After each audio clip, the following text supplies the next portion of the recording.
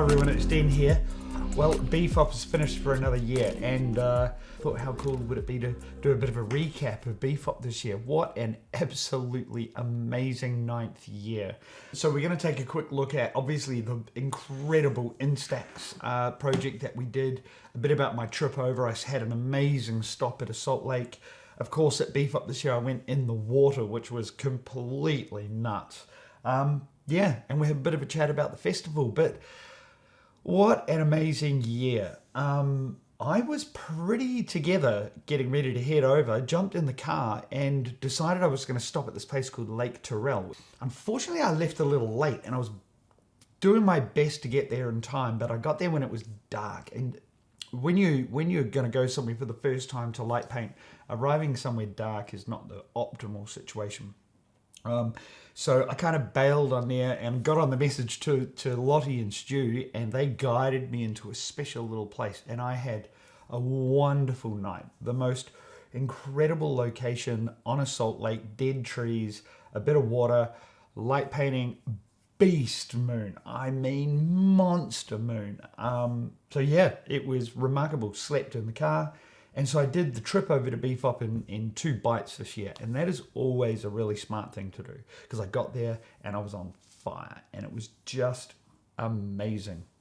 So the very first thing we did, an hour before the start of the festival, I spent an hour on the stage, the main stage, and I was working on my idea that I've had around doing the Instax portraits. I had 4 of these things set up on the stage, and I did 100, well, we did 195 light painting portraits in 1 hour. That's a lot, especially when operating these things is pretty nuts. I 3D printed this housing with a shutter because you have to hold the button down. But the most amazing team of people came to help me with almost no warning. I just put the call out. I said, I need as many people as I can on the stage of instructors to come and give me a hand. And it was amazing. Joel and Anne kind of drove the 2 cameras. And it was this incredible sequence of kind of, okay, go do the light painting, the print comes out, then you're kind of waiting and you go, but then you go to the next, and then you take it out and they take the print, and then you go again, and then you sort of move to the next camera when those 10 are done, and then someone's got to replace the cartridge. There was so many ways that this could have turned completely pear-shaped, and it didn't. But doing 195 of these portraits in an hour was nuts. So huge thank you to everyone who gave me a hand, and to the 195 people who came and sat with me. The idea came from a conversation I had with Joel, who shoots film, a little while ago. And the idea was that when you come and you sort of sit with me and I make this portrait of you, there's this quite remarkable transfer of energy that takes place when you do light painting portraits. It's very physical. I'm with you, you're with me, and there's this intense energy that goes on. And then when you get this print in your hand, I like to feel that the print kind of represents that energy. And the neat thing about this project particularly is, if you choose, this is the only version of this image that can ever exist. Now, you can take a photo of it, share it on the socials or whatever you like, but there was something really special for me about that. So thanks everyone. Thanks Fuji Instax for listening to my loopy idea, and Matt for listening to me and helping me make it happen.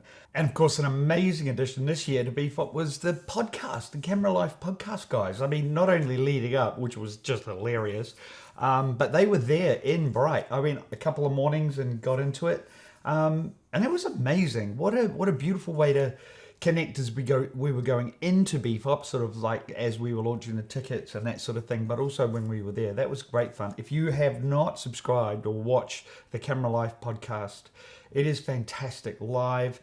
These guys are legends, and yeah, it's a beautiful little community forming and a great backlog of amazing videos. Absolutely incredible. So what a buzz to be able to actually be involved in one of the shenanigans nights. And of course, Matt and Nick were like, yeah, you need to do something special. So I went into the river. Now this river is ice, snow melt water that comes off the mountains. It was cold. I was in a wetsuit. And what happened is all of the participants at the festival, 550 people, were walking around Bright, all covered in lights, and they came down to the river. We had a few tripods there, but people were hand holding, and you could put your camera on a tripod. There were some amazing assistants, again, there at the water, who would show people what to do and how to set the cameras up.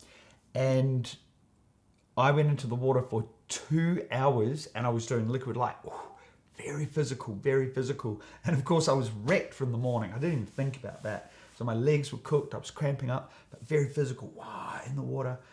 And so people got to see liquid light for the first time. It's the first time I've ever done it in a public sort of forum, really. But I think, again, you know, a super physical experience for me, and everyone who got to see it got to see that energy that happens for me when I'm in the water.